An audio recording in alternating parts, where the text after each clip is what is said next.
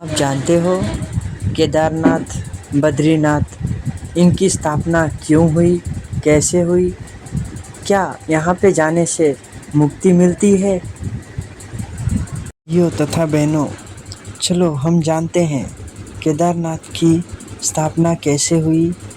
क्या वहाँ जाने से मुक्ति मिलेगी या ये किसी का जाल है? चलो हम विस्तार से समझते हैं प्रमाण के साथ। अब इसने क्या जुल्म कर रखा है, जैसे दास ने बताया और आपने इतिहास पढ़ा भी, हिमालय तीर्थ नामक पुस्तक में आचार्यों शंकराचार्यों द्वारा रची हुई है, केदारनाथ के द्वारा उस सोसाइटी समिति के द्वारा प्रकाशित है, लिखी हुई है। इसमें कहा कि नारायण एक नर और नारायण नाम के दो भगत थे और वो तपस्या कर रहे थे शिव जी की। वो करें किसकी, जो कर ही रहे थे भक्ति, आके खड़ा हो गया। यूं काल आ गया शिव रूप धारण करके और उनके मन में प्रेरणा कर दी। उन्होंने जो मांगा वही बता दिया। वहां एक पत्थर का लिंग खड़ा कर दिया, अगले पूज लियो इसने। बता, अब उस केदारनाथ बना के धर दिया। उस काल ने एक मंदिर, एक जादूगर बना देता है छोटी मोटी रचना। एक बार विश्वामित्र ने इतनी तपस्या कर ली कि वो एक अपने भगत को स्वर्ग भेजना चाहता था, उसको लोग अछूत कहते थे, तो इंद्र ने उसको रिजेक्ट कर दिया, वापस भेज दिया। तब उसको पता चला तो उसने 11 स्वर्ग रचने की ठान ली और अपनी सिद्धि छोड़ने लगा। तभी इंद्र ने आके क्षमा याचना की कि वहाँ झगड़ा हो जाएगा, दो स्वर्ग बनेंगे, हमारा जो है ना शांति भंग हो जाएगी, आप ऐसा ना करो। तो ये तो एक ऋषि कर देता है, छोटी मोटी कहानी। क्या इससे मोक्ष हो गया? एक पत्थर का टुकड़ा स्थापित कर दिया लिंग और उसको कह दिया तुम इसको पूजने जाइयो। ये काल का जाल है और यह आज आपके सामने भी हो रहा है। उसके बाद क्या हुआ, आगे कथा सुनाते हैं। ये कैसे छल करता है जीव के साथ। ये तो केदारनाथ की स्थापना आपने सुन ली कि नर और नारायण नाम के दो ऋषि भक्ति करे थे। यू आके खड़ा हो गया काल के, मांगो क्या मांगते हो? हमने क्या मांगा का आप यही रही हो, पत्थर का एक। तो उसने पत्थर का लिंग बना दिया, किसी ने पूज लियो और वो खिस गया। हमारी जो मत था उस पत्थर में, पूजिए जाओ उसको। अब आगे एक और अजब कहानी आपको सुनाते हैं हिमालय तीर्थ के अंदर, देखिएगा। ये है हिमालय तीर्थ, वो पुस्तक जो हिमालय तीर्थ है ये, और केदारनाथ की रचना। ये कहाँ से छपी है आपको पहले भी ये देखिएगा कहाँ छपी है, ये देखिएगा। जेपी नबूरी, उप मुख्य कार्यकारी श्री बद्रीनाथ केदारनाथ मंदिर समिति, ये ट्रैक्स एंड टूर्स कोलकाता, ये यहाँ से छपी है। Himalaya Tirtha, a book on pilgrims by JP Naburi, ये सारा रंजू चक्रवर्ती प्रकाशक हैं, 76A/1, Bama Chandraya road, Calcutta. JP Naburi ग्रंथ तो मुद्रक है, ग्री प्रिंट सर्विस, कलकत्ता। कीमत इतनी, ये सारा। अब इसके हम यहाँ आते हैं। अब यहाँ तक हम पढ़ चुके थे 18 पृष्ठ पे कि श्री नर और नारायण, श्री नर और नारायण ने भगवान शिव की को प्रसन्न करने के लिए बड़ी कठिन तपस्या की। इस तपस्या से तीनों लोकों में उनकी चर्चा होने लगी, जिसकी सभी लोकों में प्रशंसा होने लगी। फलस्वरूप भगवान शंकर भी नर नारायण की तपस्या से प्रसन्न हुए और उन्हें प्रत्यक्ष प्रकट होकर ऋषियों को दर्शन दिए। उन दोनों ऋषियों ने भगवान भोलेनाथ के दर्शन से आनंद विभोर होकर स्तुति और मंत्रों से उनकी पूजा अर्चना की। भगवान शिव ने अत्यंत प्रसन्न होकर उनसे वर मांगने को कहा। तो भगवान शंकर की ये बात सुनकर उन दोनों ऋषियों ने देवादिदेव महादेव से प्रार्थना की, हे प्रभु यदि आप प्रसन्न हैं तो और वर देना चाहते हैं तो अपने इसी स्वरूप में जगत कल्याण एवं हमारी पूजा प्राप्त करने हेतु यहाँ स्थित होवे, ताकि जगत का महान उपकार एवं भक्तों को मनोरथ आपके दर्शनों से परिपूर्ण हो। इस प्रकार भगवान शंकर नर नारायण की भक्ति से प्रसन्न होकर वहां स्थित हुए। बताओ, अब कहते देवादिदेव महादेव भी यदि आप हम पर प्रसन्न हो तो भक्तों के कल्याण हेतु आप सदा सदा के लिए अपने स्वरूप को इस स्थान पर स्थापित करने की कृपा करें। यहाँ आकर आपका दर्शन पूजन करने वाले मनुष्यों को आपकी अविनाशी भक्ति प्राप्त होगी। ऋषियों की प्रार्थना सुनकर भगवान शिव ने ज्योतिर्लिंग के रूप में वहां वास करना स्वीकार किया। भगवान शिव से वर मांगते हुए नर और नारायण ऋषियों ने इस ज्योतिर्लिंग और इस पवित्र स्थान के विषय में जो कुछ कहा हुआ है अक्सर से सत्य है। इस ज्योतिर्लिंग के दर्शन पूजन तथा या स्नान दान करने से भक्तों, अब हम 19 पृष्ठ पर आगे हिमालय तीर्थ के लौकिक फलों की प्राप्ति के साथ साथ अचल शिव भक्ति और साथ ही मोक्ष की प्राप्ति भी सहज हो जाती है। हिमालय में केदार नामक पर्वत शिखर पर प्रतिष्ठित होने के कारण यह ज्योतिर्लिंग को श्री केदारेश्वर ज्योतिर्लिंग के नाम से जाना जाता है। केदार शब्द का शाब्दिक अर्थ ऐसे स्थान से होता है जहाँ दलदल एवं अति मात्रा में पानी हो। अब केदार क्षेत्र में यही स्थिति है क्योंकि भगवान शंकर जलधारा प्रिय है। नर और नारायण ऋषियों के पश्चात अन्य ऋषि मुनि व भक्तों द्वारा यह ज्योतिर्लिंग पूजित रहा। तत्पश्चात महाभारत काल में पांडव गोत्र हत्या अर्थात महाभारत युद्ध में अपने भाई बंधुओं आदि की हत्या के पाप से मुक्ति हेतु यहाँ पर देवादिदेव महादेव की आराधना की द्वारा की गई। अपने आत्मा थोड़ा सा लिंग सुनाता हूँ। अब ये काल क्या करता है, ये काल क्या करता है, कैसे छल किया उसने। उनके अंदर यह प्रेरणा भर दी क्योंकि इसके रिमोट में है कि आप यहाँ स्थापित हो। उसने एक पत्थर धर दिया, लिंग पत्थर का टुकड़ा कि इसने पूज लिया करियो। काल कह रहा मैं ऐसे भ्रमित करूंगा इन सभी को। और इसमें यह भी प्रमाण दिया है कि वहां उसके दर्शन करने जाने वालों को लौकिक भी लाभ होगा इस लोक का, और उनकी जो है उनको मोक्ष भी सहज प्राप्ति हो जाएगी। अब ये 15-20 हजार ने तो होगी मोक्ष प्राप्ति, वो मर गए बेचारे दब के दलदल में। तो पुण्यात्मा अब भी इतने जबरदस्त ठोकर लगी है मानव गए, अब भी आंखें नहीं खुलेंगी तो आपने भांग घड़ी पी रखी है काल की। परमात्मा कहते हैं कबीर ये माया अटपटी सब गठान अड़ी, और किस किस को समझाऊं या कुएं भांग पड़ी। अब उसके बाद क्या बताते हैं कि और भी वहां पूज्य स्थान है कि एक समय जैसे काल ने गीता ज्ञान देते समय श्री कृष्ण में प्रवेश करके कहा था कि अर्जुन और तुझे कोई पाप नहीं लगेगा, मैंने सब मार रखे हैं, तू हो युद्ध के लिए खड़ा। उसको डरा धमका भयंकर रूप दिखा, तैयार कर दिया युद्ध के लिए। जब सारा महाभारत का नाश हो दिया, 18 करोड़ व्यक्ति मर गए लड़के कट के, और फिर उस युधिष्ठिर को बुरे बुरे सोपन दिखाई देने लगे। फिर श्री कृष्ण जी के उनके धार्मिक गुरु भी थे।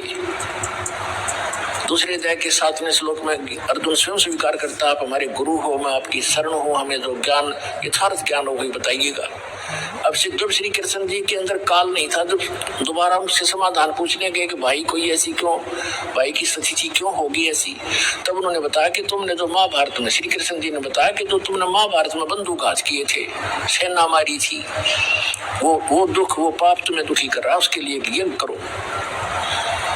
और वो सारा कुछ कर लिया। फिर क्या कहा, श्री कृष्ण जी की भी मृत्यु होगी, उसे तीर मार दिया था एक शिकारी ने भगवान श्री कृष्ण के पैर में। तब ये सभी पांडव वहां गए। तब श्री कृष्ण जी ने कहा कि तुम मेरे शिष्य हो और मेरे रिलेटिव भी हो, मेरी एक बात सुन लेना कि तुम सभी जाकर के हिमालय में जाकर गल जाना, वहां तपस्या करना, जब तक अंत ना हो तुम्हारे शरीर का, तुम्हारे पाप नाश हो जाएंगे तो तुमने महाभारत में किए थे, बंदूकघात किया था। तब अर्जुन के मन में शंका आई कि पहले तो जब गीता ज्ञान दे रहे थे भगवान, आप कह रहे थे आपको कोई पाप नहीं लगेगा। फिर दूसरी बार जब हम भाई के समाधान के लिए आपके पास आए थे, इनको भयंकर सौपन आते हैं, सिर कटे हुए धड़ दिखाई देते हैं, कार मची दिखाई देती है, इसको सौपन में ये दुखी होकर बैठ जाता है। तब आपने कहा था कि आपके ऊपर महाभारत में के पापों का, उन हत्याओं का पाप है, यज्ञ करो। हमने यज्ञ भी कर ली। आज फिर आप कह रहे हो कि आपके ऊपर बंदूक हाथ का वो पाप है, हिमालय में जाकर के तपस्या करके गल मरो। भगवान आपने ये क्या किया हमारे साथ? तब श्री कृष्ण जी ने कहा कि अर्जुन, ये सूक्ष्म वेद में लिखा है कि मुझे नहीं मालूम मैंने गीता ज्ञान दाता देते समय क्या कहा था, लेकिन अब मैं जो बता रहा हूं ये करना पड़ेगा तुम्हें, और कोई विकल्प नहीं। इतना कह के प्राण त्याग गए। राज को अपने पोते को देकर परीक्षित को वो सारे के सारे वहां पहुंच गए जहां दास कथा दिखाने जाता है। परमात्मा कहते हैं सूक्ष्म वेद में कि पांचों पांडव गड़े हिमालय और 18 सोनी खा गया काल। 18 सोनी को खा गया काल। अरे पांचों पांडव गड़े हिमालय, काल पाप इनके सिर पर जड़ दिया और देखा कि जाके फिर इनका और नाश करवा दिया। वो क्या करवाया आप पढ़ के सुनाता हूँ। ये हम पढ़ रहे हैं हिमालय तीर्थ पुस्तक, इसके 18 पृष्ठ पे। ये हिमालय तीर्थ पुस्तक इसके 18 पृष्ठ पे हम पढ़ रहे हैं। आगे ये क्या है ये प्रकरण पहले मौखिक सुनाऊंगा, आसानी से समझ में आएगा जो पढ़ा जाएगा। इसमें क्या कहा है कि एक समय जब ये पांचों पांडव द्रौपदी सहित वहां और कुंती सहित हिमालय में तपस्या कर रहे थे, तो क्या किया कि ये भगवान शिव आगे एक भैंस, दूध वाली भैंस का रूप बना के, और भीम ने देखा क्या अच्छी मोटी लेवटी वाली भैंस है और दूध वाली होगी, इसने पकड़ लिया, दूध दाद पी लिया करेंगे। वो उसकी तरफ भागा तो वो काल समा गया पृथ्वी में। समाते समाते उसका बैक पोर्शन रह गया, पिछला हिस्सा। कहते बली महाबली भीम ने पकड़ लिया ना चक्कस जबरदस्त और गाड़ दिए पंजे, बोला वही रुक गया वो। फिर वो पत्थर का बन गया। आकाशवाणी हुई कि इसकी पूजा किया करो। बता, भैंस के टट्टी पेशाब के पोर्शन की पूजा ला दिए फिर हुए। अब दिखाता हूँ आप, ये देखिएगा, ये हिमालय तीर्थ पुस्तक हम पढ़ रहे हैं और यहाँ हम 18 पृष्ठ 19 पृष्ठ पर आ गए। अब इसके हिमालय तीर्थ और 19 पृष्ठ पे हम यहाँ पढ़ते पढ़ते आ चुके थे। नर और नारायण, यहाँ क्या लिखा है? इस ज्योतिर्लिंग के दर्शन पूजन तथा यहाँ स्नान दान करने से भक्तों के लौकिक फलों की प्राप्ति होती है। और लौकिक फलों की प्राप्ति के साथ साथ जो अचल शिव भक्ति और साथ ही मोक्ष की प्राप्ति भी सहज हो जाती है। जैसे आई भोगी 15,000 20,000 जैसे टीवी पर आ रहा था, और व्यक्ति वहाँ केदारनाथ मंदिर के आसपास मर गए, उसके हजारों, तो उसके मंदिर के अंदर ही मर गए और उसके परिसर में मंदिर का पता नहीं। एक वो शिवलिंग खड़ा है न, बस उसको छू कर पानी उतर गया। अच्छा, शिवलिंग तो बच गया, बाकी सारे मर गए जो पुजारी थे। अब यहाँ देखिएगा तो क्या कहते हैं कि वहां जाने वालों को मोक्ष भी सहज में प्राप्त हो जाता है और लौकिक सुख भी होते हैं। फिर गीता के ज्ञान देने की क्या आवश्यकता थी? गीता पढ़ने की आवश्यकता थी? फिर वेदों की क्या आवश्यकता थी? अगर वहां ऐसे जाने से मोक्ष हो जाता है तो बहुत आसान। नहीं तो ये भ्रमित, ये फैलाया हुआ जाल है काल का। इसने पहले कहा था कि ऐसे भरमा दूंगा देवल देव और पाषाण पुजाऊं, या विद जीवों को भरमाऊं। जाओ जोग जीत संसारा, जीव न माने कहा तुम्हारा, जीव तुम्हारा कहा न माने। और हमारी ओढ़ को बात बखाने, हमारी संज्ञान के आधार से वो एडवोकेट बन जाएंगे, वकील बनेंगे मेरे, और तुम्हारे साथ विवाद किया करेंगे, तुम झूठ बोलते हो। तो परमात्मा ने कहा था एक बार वो टाइम आने दे मेरा, और बिजली पिड्डी की जो ठीक मन रखी है उसने ठीक ना आने दे, फिर देखूंगा तेरे सारे ज्ञान और तेरे सारे समाधान फेल कर दूंगा, अपने बच्चों को अपना ज्ञान समझाऊंगा। अब जो दास आपको समझाना चाहता है अब आगे इसमें एक और क्या पूज्य है वहां पर वो दिखाता हूं। ये देखिएगा, हिमालय तीर्थ 19 पृष्ठ पे हम पुस्तक पे आ गए हैं। ये क्या बताते हैं, इसी प्रसंग में पुराणों में एक कथा आती है, हम यहाँ फिर से पढ़ते हैं। तत्पश्चात महाभारत काल में पांडवों द्वारा गोत्र हत्या अर्थात महाभारत युद्ध में अपने भाई बंधुओं आदि की हत्या के पाप से मुक्ति हेतु यहाँ पर देवादिदेव महादेव की आराधना की पांडवों द्वारा की गई। इसी प्रसंग में पुराणों में एक कथा आती है। भगवान वेदव्यास जी की आज्ञा से पांडव केदार क्षेत्र में आए। भगवान महिष यानी भैंस का रूप धारण करके केदार अंचल में घूमन फिरन लग गए, विचरण करने लगे। भीम ने भगवान शिव को मायावी महिष के रूप में पहचान लिया। अभी तो लेखक की अपनी चतुरता है, उसने तन्नो देखा था कि अच्छा मोटा लेवा है और दूध बढ़िया देगी, इसने पकड़ दिया, भाग के हो गया था भैंस पकड़ने और वो क्या उसके सिर का दर्द है। ये देखो, भीम ने भगवान शिव को मायावी महिष भैंस के रूप में पहचान लिया। वे ऐसा जानकर भगवान शिव महिष रूप में पृथ्वी में समा ही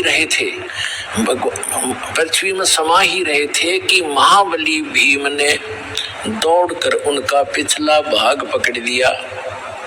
पांडवों की भक्ति से एवं विश्वास को देखकर भगवान शिव ने उन्हें साक्षात दर्शन दिए। आ गया काल प्रकट हो गया फिर। और गोत्र हत्या गुरु हत्या पाप के फलस्वरूप प्रायश्चित के रूप में भीम द्वारा पकड़े गए पृष्ठभाग की पूजा अर्चना का आदेश देकर वहां से अंतर्ध्यान हो गए। पृष्ठभाग ने शिला रूप धारण किया, पत्थर बन गई, फिर वो पिछला भाग जो पांडवों द्वारा पूजित हुआ वह तब से आज तक पूजित है। हाँ पुण्यात्मा देखो, अब ये है वो एक केदार उन्मत यो भी है जो भैंस की पिछला टट्टी पेशाब का पोर्शन बाकी रह गया और पत्थर बन गया और काल आ गया शिव रूप धारण करके और कहा कि इसने पूजा करियो थारे सारे पाप कट जाएंगे। ये कट गए पाप, वहां हो गया नाश। ऐसा दुख हो रहा है दास को। अब ये केदार कैसे बने थोड़ा ये दिखाते हैं, देखिएगा। आज तक पूजित है। भीम द्वारा पकड़े गए पृष्ठ भाग को पूजा अर्चना का आदेश देकर वही अंतर्ध्यान हो गए। पृष्ठ भाग उस भैंस का पिछला हिस्सा टट्टी पेशाब का पोर्शन ने शिला रूप धारण कर किया जो पांडव द्वारा पूजित हुआ और वह तब से आज तक पूजित है। महिष का अग्र भाग नेपाल में जाकर प्रकट हुआ जो पशुपति नाम के नाथ के नाम से विख्यात हुआ। बताओ, अब नेपाल में भी वे कल कर गया काम, अगला हिस्सा मुंह वहां दिखा दिया, कहते वहां निकल कर प्रकट हो गया और वहां कह दिया भाई वो ऐसे पांडवों को मिलो। उन्होंने फिर बताया कि यहाँ ऐसे समाये थे और नेपाल में निकले वहां जाकर उस शर वहां पत्थर हो गया। अब वहां एक मंदिर बन गया पशुपति नाथ का, वहां लाग गए पूजा करने। कोई बात है, काल का फैलाया जाल है सारा। नेपाल के अंदर जो जाते हैं श्रद्धालु पूजने के लिए, ये भी वही काल का जाल है। आगे देखो, वो पशुपति नाथ से विख्यात हुआ नेपाल में। फिर क्या बताते हैं, भैंस के अन्य 4 भाग क्रम से तुंगनाथ में बाहु, रुद्रनाथ में मुख और मध्य महेश्वर में नाभि, कल्पेश्वर में जटा। इस प्रकार केदारनाथ को छोड़कर महेश रूपी यानी भैंस रूपी भगवान शंकर के अन्य 4 भाग केदार क्षेत्र में प्रतिष्ठित हुए। केदारनाथ सहित ये स्थान 5 केदार नाम से विख्यात हुए। होय होय होय होय, ये पर भी लेन जात है दुनिया, हमारा ज्ञान किने ना सुनिया। पुण्यात्माओं, इस काल के जाल को समझो और इस